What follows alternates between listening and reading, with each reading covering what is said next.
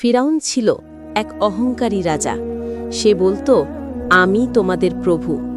আল্লাহ মুসা আলাইসাল্লামকে পাঠানেন তাকে সতর্ক করতে, কিন্তু ফিরাউন তওবা না করে বিদ্রোহে লিপ্ত রইল। একদিন মুসা আলাইসাল্লাম তার কম নিয়ে সমুদ্রের পথে রওনা হলেন। আল্লাহর আদেশে সমুদ্র দুভাগ হয়ে গেল। বনি ইসরাইল নিরাপদে পার হয়ে গেল। ফিরাউন তার বাহিনী নিয়ে পিছনে ধাওয়া করল, কিন্তু পানি তাদের গ্রাস করল। ডুবে যেতে যেতে ফিরাউন চিৎকার করল, আমি বিশ্বাস করি মুসার প্রভুই সত্য। কিন্তু তখন অনেক দেরি হয়ে গেছে।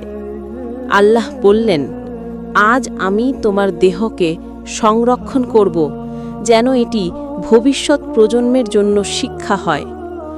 আজও মিশরের জাদুঘরে ফিরাউনের লাশ সেই সাক্ষ্য বহন করছে। কুরআনের সত্যতা অম্লান। তাই অহংকার করা ভালো না। অহংকার মানুষকে ধ্বংস করে, আর আল্লাহর বাণী চিরসত্য।